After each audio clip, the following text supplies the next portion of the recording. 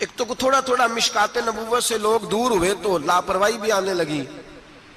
اب لوگوں نے پوچھنا شروع کیا کہ سورۃ فاتحہ بھول جائے تو کیا کریں. رکوع میں بندہ چلا گیا تو رکوع تو کر لیا لیکن سبحان ربی العظیم نہیں یاد رہا تو کیا کرے. سجدے میں گیا سبحان ربی الاعلیٰ نہیں پڑھا تو کیا کرے. اب مسائل بنے, اب ضرورت ہوئی. امام اعظم نے اصول فقہ مرتب کی, ہمیں بتایا کہ نماز میں فرض کیا ہے, نماز میں واجب کیا ہے, نماز میں کیا شے ضروری ہے اور کیا شے ضروری نہیں ہے. وہ بھی انہوں نے حدیثیں سامنے رکھی کہ نبی پاک نے کس کس بات کی کتنی تاکید کی, کس کس بات کی زیادہ تاکید نہیں فرمائی. پھر انہوں نے مسئلہ بتایا کہ قیام کرنا فرض ہے, رکوع کرنا فرض ہے, لیکن رکوع میں سبحان ربی العظیم کہنا سنت ہے. اگر کسی کی رہ بھی جائے گی تو اس کی نماز ہو جائے گی. قوما کرنا فرض ہے, سجدہ کرنا فرض ہے, لیکن سجدے میں سبحان ربی الاعلیٰ کہنا سنت ہے. رہ بھی گیا تو نماز جو سجدہ ہی نہیں کرے گا اس کی نہیں. تو یہ اصول بنائے امام اعظم نے. امام اعظم کون تھے؟ کپڑے کے ایک بہت بڑے تاجر تھے, ان کے بیٹے تھے, پورا نام تھا نعمان بن ثابت. امام اعظم ان کا لقب ہے, ابو حنیفہ ان کی کنیت ہے. لوگ جب اپنی مرضی کی باری آتی ہے تو حرم شریف کے حوالے دینے شروع کر دیتے ہیں. حرم شریف میں جو ہوتا ہے, حرم شریف میں میں نے کہا چلو وہی مان لو, مسجد نبی میں باب بلال سے داخل ہو جاؤ یا باب ہجرت سے داخل ہو جاؤ. مسجد نبی میں جب داخل ہوگے, اندر مسجد کے قدم رکھو گے دونوں دروازوں سے جا کے, تو جو کھلا سین ملے گا اس سین کے اوپر جو سامنے نظر ڈالو گے تو 4 اماموں کے نام لکھے ہوئے ہیں فقہ کے. جو سب سے پہلا نام لکھا ہے وہ امام اعظم ابو حنیفہ کا لکھا ہوا ہے. آج بھی مسجد نبی میں, آج بھی. دوسرا امام شافعی کا, تیسرا حضرت امام مالک کا, چوتھا امام محمد بن حنبل کا. اور آج بھی فقہائے مکہ اور مدینہ جب فتویٰ دیتے ہیں تو امام محمد بن حنبل کے قول پہ فتویٰ دیتے ہیں, اور ہر جگہ وہ اعلان کرتے ہیں کہ ہم فقہ کے ماننے والے مقلد ہیں امام محمد بن حنبل کے. وہ اعلان کرتے ہیں, انہوں نے لکھ کے لگایا ہوا. ایک پوری دنیا کی لوگ تو کسی نہ کسی امام کی تقلید کریں, اور ایک چھوٹی سی جماعت اٹھ کے کہے نہیں ہمیں ڈائریکٹ سمجھ آئی ہے. تو کیسے بھائی تمہیں سمجھ آ گئی؟ امام اعظم ابو حنیفہ کا نام نعمان بن ثابت تھا, کوفے میں پیدا ہوئے تھے, صحابہ کے شاگرد تھے, 80 ہجری میں پیدا ہوئے, 150 ہجری میں آپ کا وصال ہوا. باپ تاجر تھے. آپ فرماتے ہیں میں سیانا ہوا تو تجارت میں لگ گیا, ریشمی کپڑے کا کاروبار تھا, بہت بڑا گھرانہ مالدار تھا ہمارا. میں گلی سے گزرتا تھا, رستے ہی میں امام شافعی کا مدرسہ تھا, میں بچوں کو پڑھتے دیکھتا تو مجھے شوق ہوتا, اکثر میں وہاں 2-4 منٹ 10 منٹ قیام کرتا. ایک دن امام شافعی نے بلایا اور بلا کے فرمایا بیٹے کیا کرتے ہو؟ میں نے کہا کپڑے کا کام کرتا ہوں. تو کہنے لگے تیرے چہرے میں بڑی چمک ہے, تیرے چہرے میں بڑی روشنی ہے, مجھے لگتا ہے میرا رب تجھ سے کوئی بڑا ہی کام لینے والا ہے, تو آ نہیں جاتا, پڑھ نہیں لیتا. اقبال کہتے ہیں اگر کوئی شعیب آئے میسر, شبانی سے کلیمی 2 قدم ہے. اللہ کرے کسی کو کوئی مل جائے, کسی کو کوئی بیٹھا ہوا مجھے دور دعا دیتا ہے, میں ڈوبتا ہوں پر سمندر اچھال دیتا ہے. اللہ کرے کوئی مل جائے. فرماتے امام شافعی نے میری بات ہوئی تو میں حضرت حماد کے مدرسے میں داخل ہو گیا. امام حماد بہت بڑے مفتی تھے, سند بھی سن لے.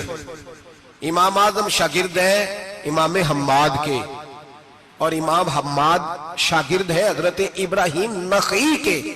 حضرت ابراہیم نخعی شاگرد ہے حضرت علقمہ کے, اور حضرت علقمہ شاگرد ہے حضرت عبداللہ ابن مسعود کے. اور حضرت عبداللہ بن مسعود وہ صحابی ہیں جن کی ڈیوٹی تھی نبی پاک کا ڈنڈا مبارک کا سا اٹھانے کی, حضور کے جوتے اٹھانے کی. ڈائریکٹ نبی پاک سے علم دین حاصل کیا کرتے. یہ سند ہے امام اعظم ابو حنیفہ کی. حضرت امام اعظم کہتے ہیں میں امام حماد کے مدرسے میں پڑھنے لگا, کئی سال رہ کے میں نے ان کے مدرسے میں علم حاصل کیا.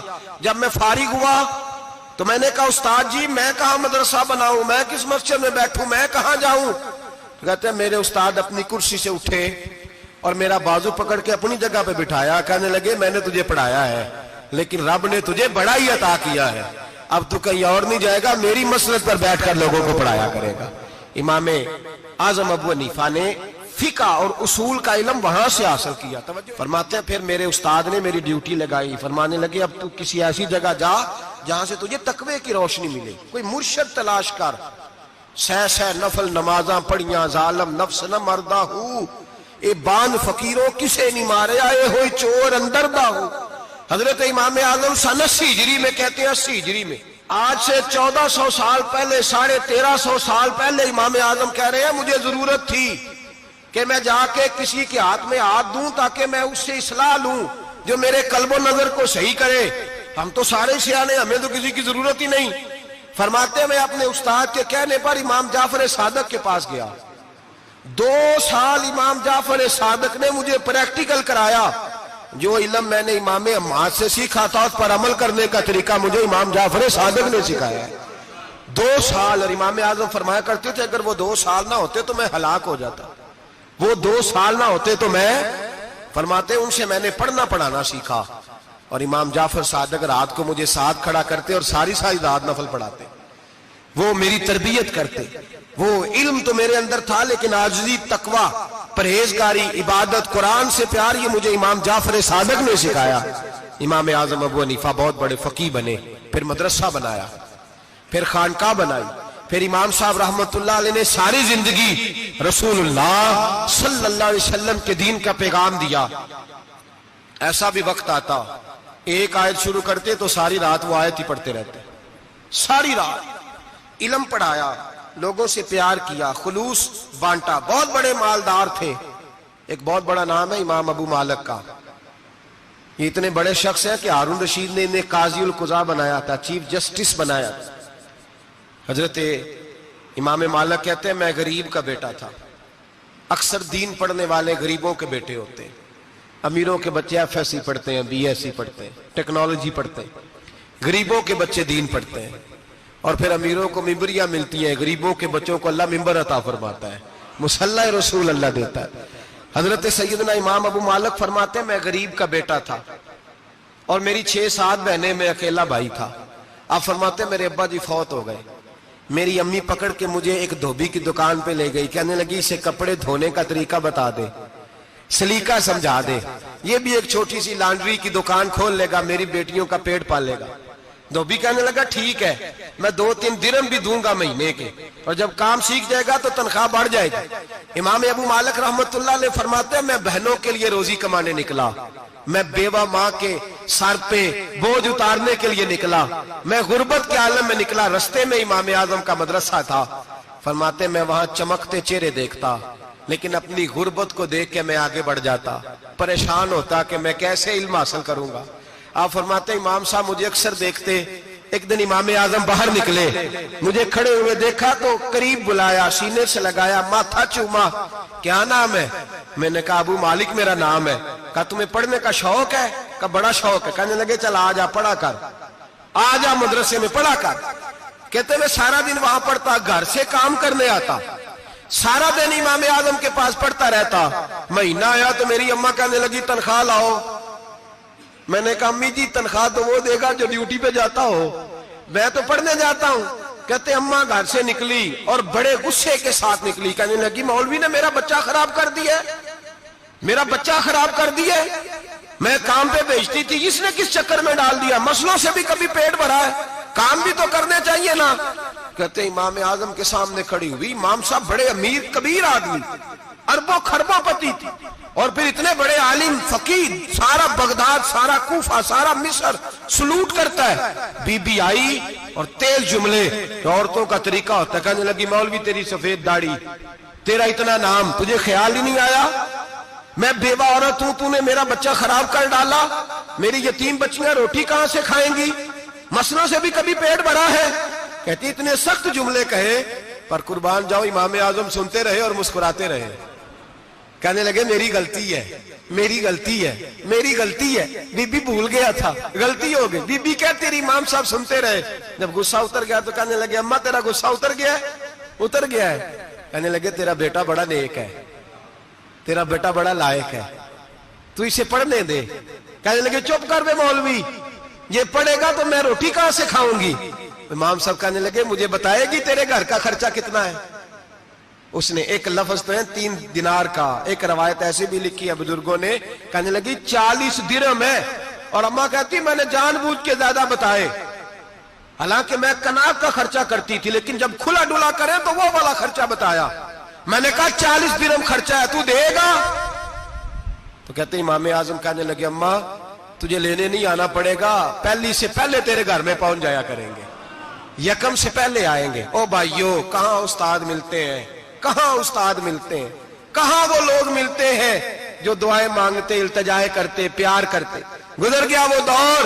اب تو سوٹ لینے کا دور ہے, مٹھائیاں لینے کا دور ہے, ہاتھ ڈلوانے کا دور آیا ہے. اب کون پوچھتا ہے؟ اب تو پوچھتے ہیں تو میرے لیے کیا لایا ہے. حضرت سیدنا امام اعظم ابو حنیفہ رحمت اللہ علیہ ایک دن نہیں, 2 دن نہیں, 4 دن نہیں, 5 مہینے نہیں, 20 سال تک, کہنا آسان, بولنا آسان, سننا آسان, 20 سال تک امام ابو مالک کے گھر میں خرچہ دیتے رہے, وہ پڑھتے رہے.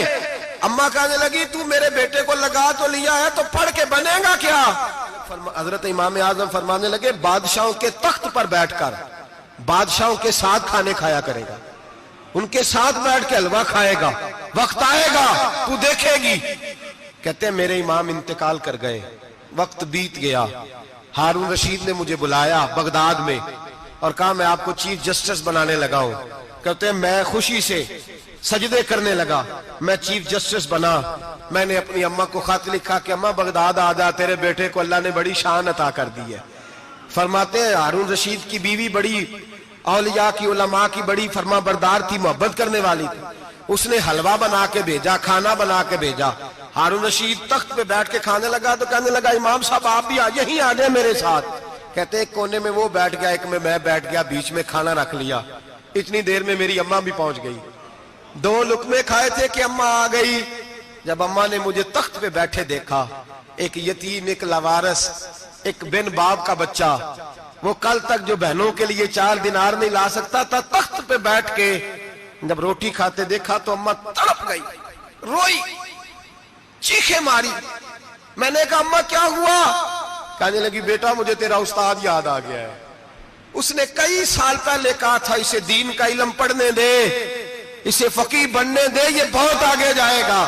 دیکھ آج اللہ نے تجھے کتنی شان عطا کی ہے. کہا بیٹا یہ کمال تیرا نہیں, یہ امام اعظم ابو حنیفہ کا کمال ہے, یہ ان کا کمال ہے جنہوں نے تمہیں یہاں تک پہنچایا.